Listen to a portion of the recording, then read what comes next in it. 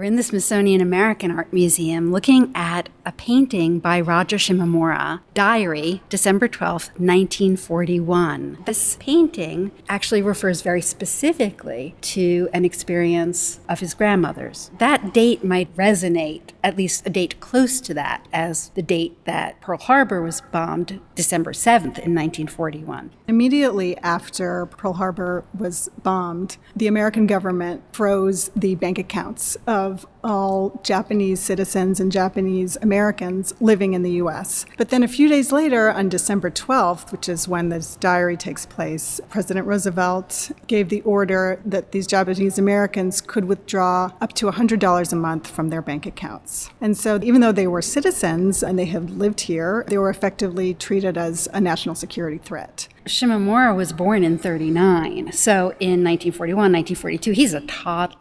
And like so many people of Japanese descent on the West Coast, he was relocated. He was imprisoned in what we refer to as an internment camp in Idaho. This was in the months before the internment camps were established in early 1942. The artist's grandmother, on December 12th, 5 days after the bombing of Pearl Harbor, wrote this in her diary. I spent all day at home. Starting from today, we were permitted to withdraw $100 from the bank. This was for our sustenance of life, we who are enemy to them. I deeply felt America's large-heartedness in dealing with us. What an interesting statement, referring to the government of the United States as large-hearted in allowing them to withdraw $100 from their bank account. It reads very strange to us now. There is a large part of her that did feel gratitude to the United States dealing with a difficult circumstance, and she's trying to understand their point of view as well. We notice a few things immediately. One is that she's not in an American home. We see her rather in this very traditional Japanese environment. She is pictured as a young woman. She's wearing a kimono. There are tatami mats on the floor, translucent rice paper screens around her. She's writing her diary, but she's looking off into the distance. And behind her, you can see the silhouette in this shoji screen of Superman. And he's standing there, and he's this large,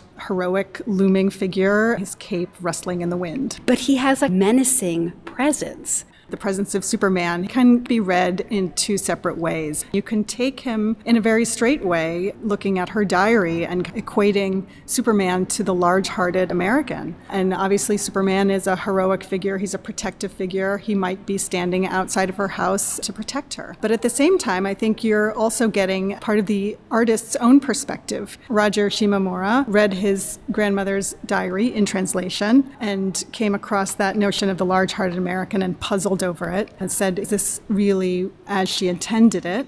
Although she kept 56 diaries over her lifetime, only 37 of them remain. And she actually burned a number of diaries that she kept during and after the war. So there's the sense that she may have destroyed the diaries that were not so sympathetic to the Americans. So here we can see Superman looking over her shoulder and watching what she's writing or surveilling her. We do see him in the comic books defending the United States and going after the Axis powers, going after Hitler, going after the Japanese, who are depicted often in the comic books in a very offensive, stereotypical way. Superman was used in American war propaganda, and he was often wrestling with these stereotypical Japanese figures. And actively looking for imagined Japanese conspirators who are looking to undermine the United States government war efforts. This looks like a very Japanese image. It looks like a ukiyo-e print. But when you think about his grandmother, she had come to the United States in 1912. She was an American at this point. She would not have been wearing Japanese clothes. She did not live in a Japanese house. So by putting her in this very traditional Japanese environment, Shimomura is actively stereotyping her. She was always a Japanese person in the eyes of the American government. And this was something that Shimomura himself experienced, this kind of discrimination. He would often encounter people who said, "How do you speak English so well since you're Japanese?" And he couldn't even speak or read Japanese. He grew up on comic books, and when he was a young artist, he was a pop artist. And you can see a lot of the same formal qualities of pop art and comic books and traditional Japanese ukiyo-e prints. They're very similar. They have these black outlined figures, these large planes of flat, vibrant color. So he saw his own identity as a pop artist and someone interested in comic books mixed in, interestingly, with traditional Japanese culture. She's got this beautiful kimono on,